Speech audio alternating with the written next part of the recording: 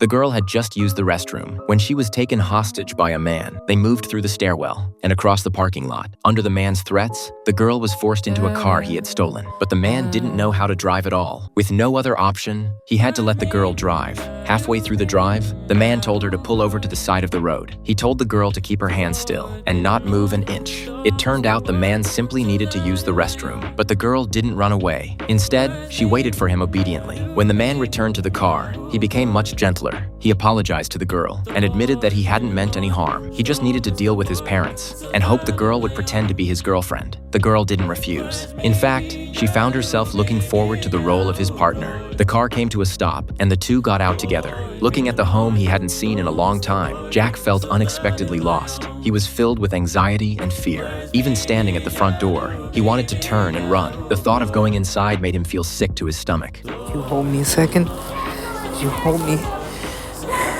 Don't touch me. He finally pressed the doorbell. His father opened the door, but gave them only a brief glance before turning and walking away. The three sat at the table in silence, as though they were strangers to one another. Anna, however, quickly won the parents' affection, but wanting to give them space, she slipped away to the restroom for a moment. Yet the three remained silent. Jack hadn't come out of genuine concern for his parents. He only wanted to prove himself and make them regret how they had treated him. But his parents had long seen through Jack's pretense. Then his mother asked if he wanted a drink. This cut him deeply because he was allergic to alcohol, and his mother had completely forgotten. Hearing the argument, Anna hurried back. But the moment she sat down, the father pulled her into his arms, praising her and swaying with delight, not letting go until the mother returned. Watching his fake girlfriend laugh and chat warmly with his parents, Jack grew angry. What made him even angrier was that there were no photos of him in the family album. Since Anna was the more welcome guest, the father took her to the bedroom, sat her on his bed, and introduced her to everything in the house. It all felt very warm and pleasant, but none of it included Jack. He was left alone in the living room, crying.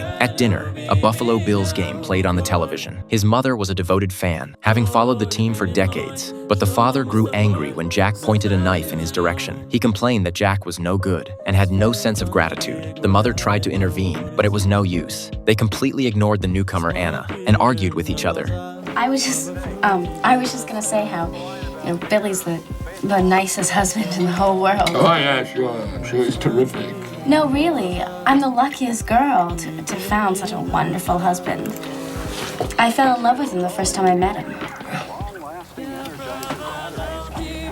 Honey, you passed me the remote control. Anna tried to speak up for Jack, but the story she made up on the spot was believed by neither his parents nor Jack himself. His mother wasn't even listening to them. She was focused on the Bills game. She had missed their one championship, the day she gave birth to Jack. I wish I never had him. I wouldn't have missed that game. While Jack stepped away to make a phone call, the father once again pulled Anna into his embrace. Leaving the house, Jack vented his frustration. He bought a black handgun, then headed to a bowling alley with Anna. Jack, who felt worthless everywhere else, could only find his sense of self at the bowling alley. He always bowled a strike, knocking down every pin. But when he opened a locker, Anna noticed a photo inside. Jack said it was his former girlfriend and that they had lost touch. When he put on his gloves, Jack truly felt like himself again. Perfect form, a strike every time. To make their story more convincing and leave behind some evidence for himself, he took Anna to a photo booth. But Anna's playful, mischievous behavior frustrated him to no end. What are you doing? You just made me waste $2. Get up. Come on. I was making it fun.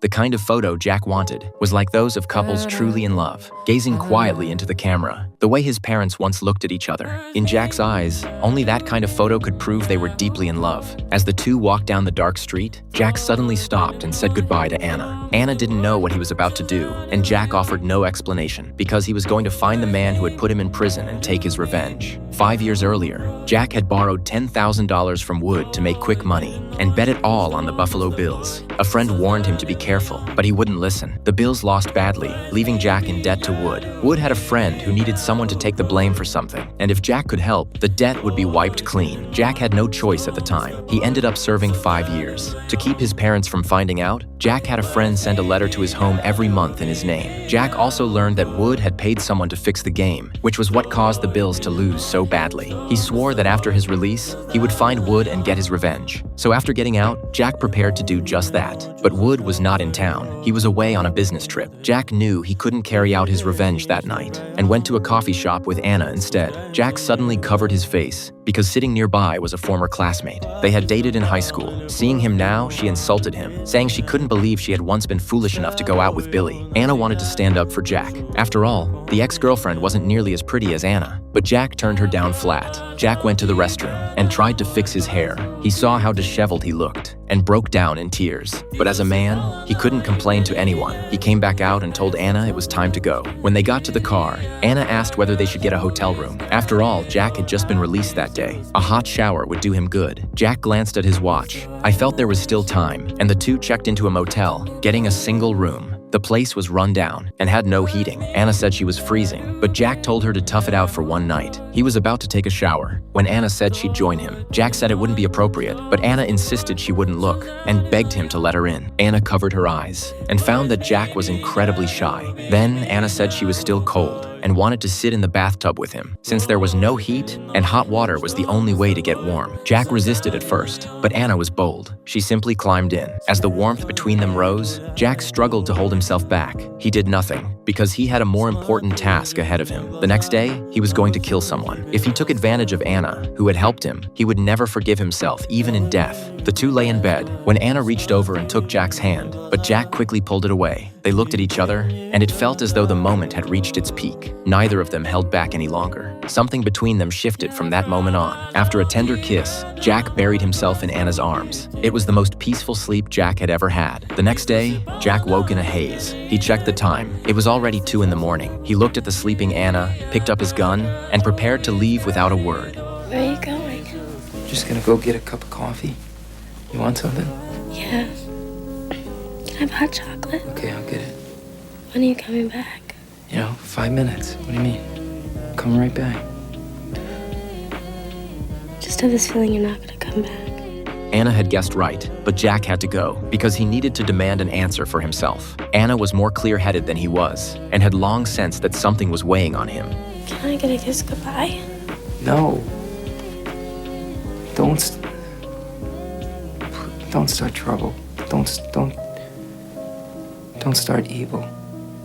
I didn't say I'd give you a kiss. I said I'd get you a hot chocolate. She slowly moved closer. Jack, afraid he couldn't control himself, I thought a handshake would be enough. Their palms met, and Anna pulled him toward her. Jack began to waver. Anna didn't know what the past 5 years had been like for him. Remember, you promised you'd come back. Promise. Billy, I just want you to know. I think you're the sweetest guy in the world. And the most handsome. And I love you. He had never met a girl who cared for him the way she did. He forced himself to leave, afraid of being drawn into something too tender to escape. Jack arrived at the nightclub. Its owner, Wood, was the man who had framed him and sent him to prison. Tonight, he had to kill Wood to redeem the person he used to be. They locked eyes. Jack drew his gun, aimed at Wood, and pulled the trigger. If Wood didn't die, he couldn't sleep. If Wood died, he would have to die too. So he would then turn the gun on himself. An ugly end. He had been so deeply wounded by this world. He imagined his parents at the cemetery, still listening to a radio, anxious over whether the Bills would win, until the father felt hungry, and the whole scene finally came to an end. Jack thought through what would happen after he pulled the trigger. He decided he shouldn't throw himself away like that. Wood poured him a drink. He didn't take it. He turned and walked out of the nightclub because he realized that the only person who truly cared about him was Anna, back at the motel. He bought a cup of coffee for Anna. He felt a weight lift from his shoulders. There was only one thought in his mind: to get back to Anna as fast as he could. He not only settled the bill, but left the owner a little extra tip because he was happy now. He had finally found someone who truly cared about him.